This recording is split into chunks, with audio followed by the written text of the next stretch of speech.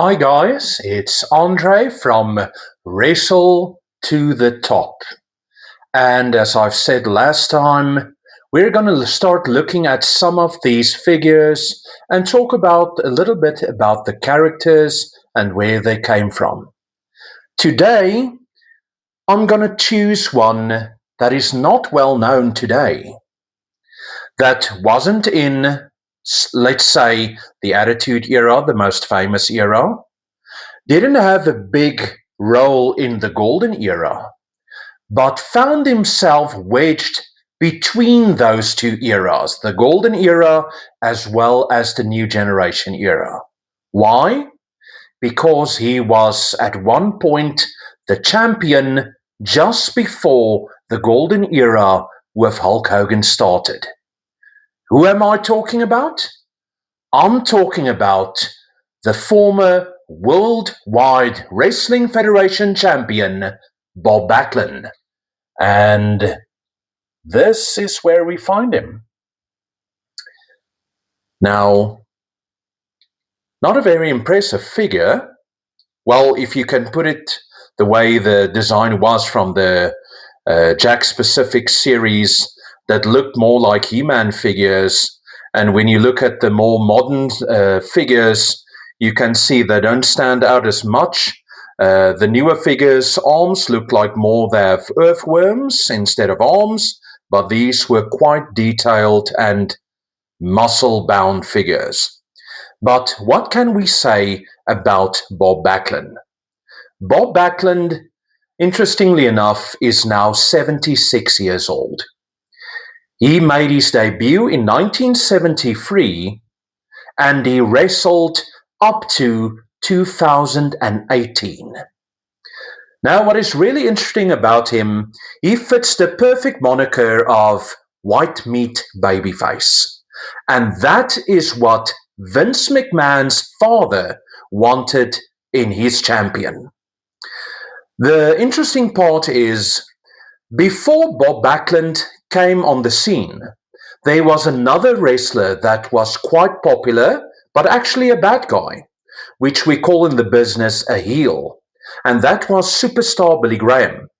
But Billy Graham was told he was a transition champion from Bruno Sammartino to the next popular American-style wrestler. And that would be Bob Backlund, who would win the title, I think, in 1978. And he would carry the Worldwide Wrestling Federation Championship right up to 1983. Means he had the title for a combined time of 2,135 days.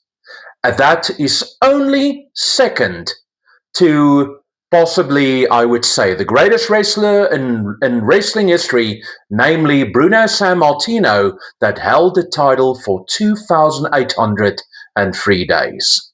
So Bob Backlund comes in second place with a combined 2,135 days. Now, Bob Backlund would lose the title in 1983 to the Iron Sheik. And if we look down there, we will find the Iron Sheik right back there. There he is with his strange hat. Kind of looks like a golfer now. But the Iron Sheik was the transitional champion. Why? Because Vince McMahon Sr. actually wanted Bob Backlund to turn heel. In other words, as the great champion that turns heel, and Hulk Hogan coming in and finally winning the title that he was looking for all his life. Because Hulk Hogan came at that point from his start in movies. He was originally in the Worldwide Wrestling Federation, but when he wanted to make the movie Rocky III, Vince McMahon Sr. told him, that's basically the end of your career as a wrestler, because kayfabe was very important to promoters, to keep the suspense of disbelief that what they saw was real. So Bob Backlund was supposed to change heel, but because he was so well known as an American hero and a good old country boy from North Dakota, he didn't want to make that move and thought people would lose that mentality of putting everything in and not changing to, let's say, the dark side, if I can put it that way. But what basically happened was he was moved out of the picture by losing the title to the Iron Sheik. And the Iron Sheik, though he won it, he would lose it in about a month to Hulk Hogan. But how were they going to make it convincingly that this man that held the title for over 2,000 days are going to lose the title to the Iranian monster suplex machine? They made it kayfabe that his neck was hurt. And when the Iron Sheik put him in the camel clutch, it gave the manager of Bob Backlund no other decision to make but to throw in the towel. Bob Backlund's manager was also former wrestler Arnie Skolland. So Bob Backlund lost the title and he disappeared basically from wrestling. But considering the fact that he lost the title in 1983, he would re-emerge into wrestling about 10 years later, at the end of 1992, but his big impact would be in 93.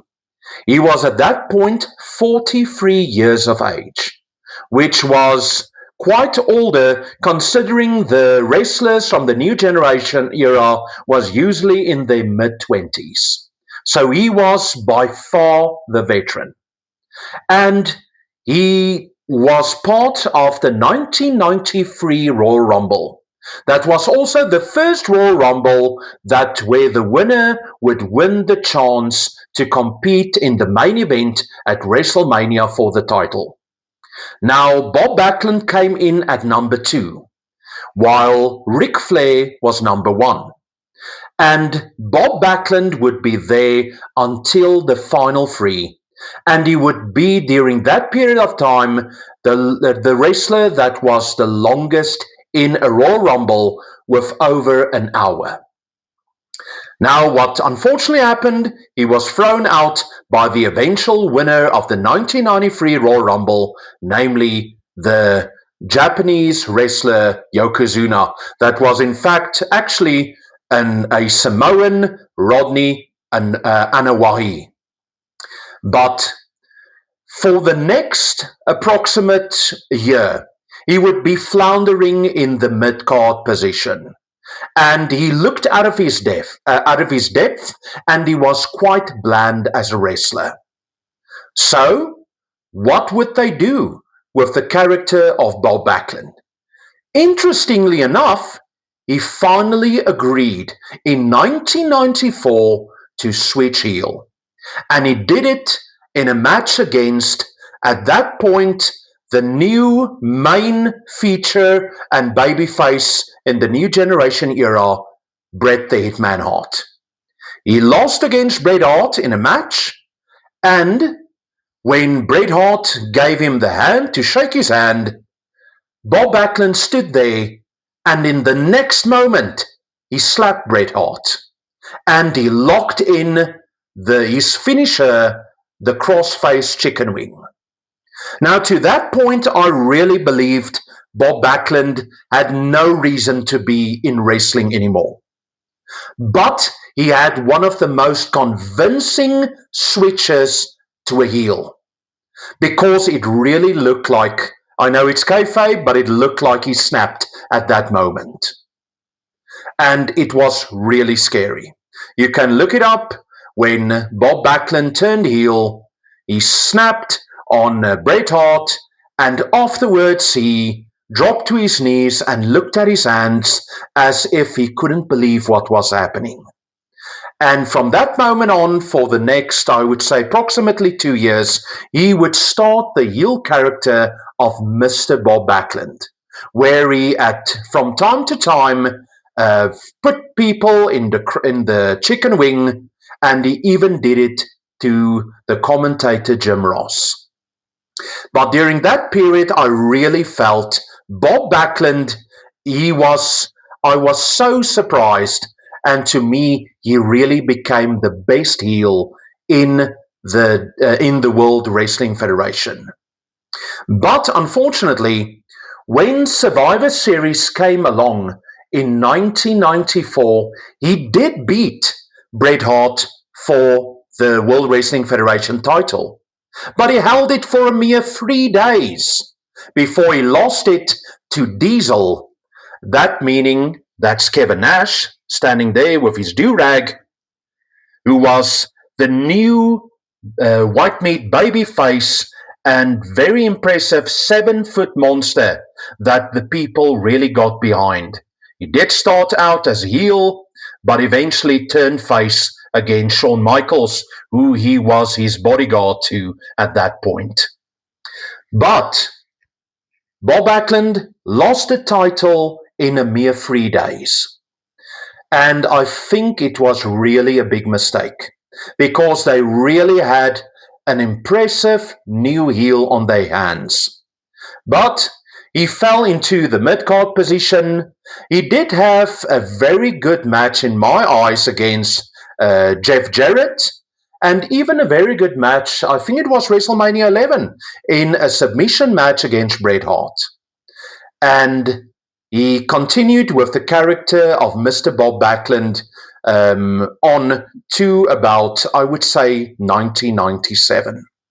And he had one of the greatest lines possibly in wrestling history as a segment where he said, "I have never even eaten marijuana." So that's a quote that I'll always love about Bob Backlund. I underestimated that he could never be a heel. And in the period, I would say, between 1994 and 1996, he was definitely the best heel the WWF or the World Wrestling Federation had during that period. And he finally retired in 2018. He was trained by Eddie Sharkey, that also trained the Road Warriors. And at one point, I don't know if it was kayfabe or not, he wanted to run for president. But I do salute Mr. Bob Backlund for what he did for wrestling, and that he continues to be a very serious athlete even up to his years into his 70s. So I salute Mr. Bob Backlund as a true legend in wrestling history. This was Andre from Wrestle to the Top. If you have any questions about this wrestler or figure or anything else, please throw them in, and have a good day and goodbye.